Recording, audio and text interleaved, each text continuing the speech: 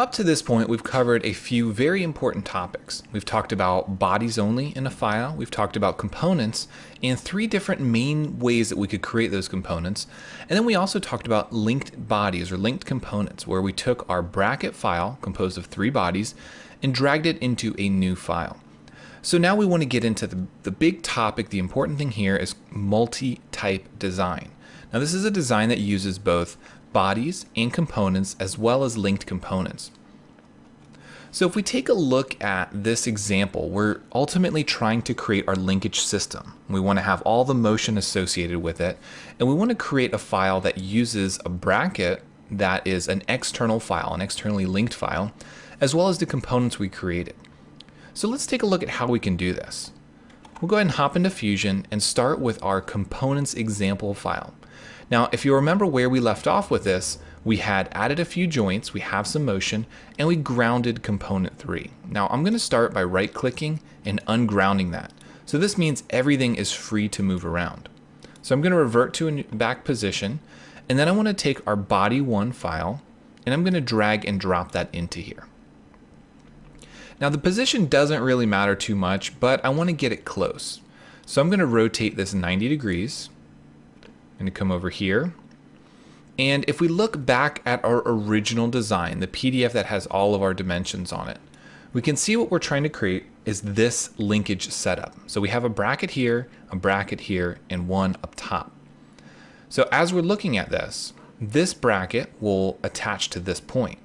So if we go back to our front view, we drag this over and drag it down, and we'll get it close. Looks like it's going to be minus 3.5, and that puts us right in the correct spot. We'll say OK. Now keep in mind that this does not add any joints between here. There's no relation. If I go back to a front view, notice that I can move this thing around freely. It's a component in here. Now again, remember the initial file was composed of 3 bodies. It wasn't a component, it was just simply a file that had 3 bodies in it. But when we drag it into a new file, it automatically creates a component, in this case, a linked component. So now we want to add a joint between here. But first I'm going to right click on this body and I'm going to ground it because this is going to be a fixed location for us. Then I can use the as-built joints if I want because the position is correct. And in this case we're going to use revolute between this component and this component. Next we have to pick the position, which again I'm going to select the ID of the tube, hold down the control key and select the center. So this animates it for us, and it's only animating the individual joint, the isolated joint here. We're going to say OK, go back to a front view, and again, this is grounded. This is fixed in space now, so this piece moves up and down, this piece can rotate, and we can modify these separate linkages however we need to. Now, of course, it's hard to free drag because there are so many degrees of freedom, but just note that everything here is in roughly the right spot. Now what we want to do is we want to rotate this link up. This one's going to be up, and this link is going to be over a bit. I'm going to capture this position, which puts something in our timeline. So that one is in our timeline. And notice down here as well that we originally grounded that link, and when we ungrounded it, it created a new feature in that timeline. So we can revert back to any of these steps at any point in time. Our linked component, our ground, our joint, and our capture position. The next thing that we need to do is we need to add 2 more of these brackets. Now, the one up top will be fixed as well, and we also need to add another version of component 1. So I'm going to start by right-clicking on component 1, and I'm going to go down to copy, and then I simply want to right-click and paste. So this adds a new version of this, or a new instance of it, and I can simply drag it up 6 inches in that direction. It's normal to the part, and say OK.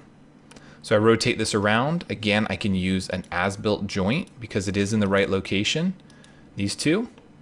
And then I need to select the position, grab the ID, hold down the control key, and grab the center. Now we don't necessarily need to grab the center, but one thing you'll notice that happens when you're applying joints that are not as-built joints, it will try to move this position to the position it matches on the other component. That's not always something that you want to do. Now looking at this, I actually placed this link in the wrong spot. Now what I want to do is have the center point of this at this joint right here. So we can go back and we can modify or edit this joint, and notice that this component, when we're using edit joints, it doesn't really give us the option to put those two together at a certain spot. So what I want to do is I want to delete that joint, and then I'm going to add a traditional type joint and instead of that as-built joint. Now when I do this, I'm going to say component 1, and you'll notice that I instantly get this sort of thing on the screen, this widget on the screen that wants me to select a position. So I have to be very careful the position I select. Now because these faces touch, we can make this very easy, and we can select a position here. But it's kind of hard when the components are in the way. So I'm going to start by selecting the center point of this tube, and I'm going to match it to the center point of this one.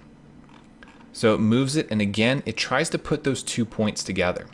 So this is okay for me. I'll go back to a front view, and now I have a situation where the linkage assembly is starting to look like it's supposed to, like it does in that PDF. So I'm going to rotate this down. Again, it's not real critical, and we're going to recapture that position.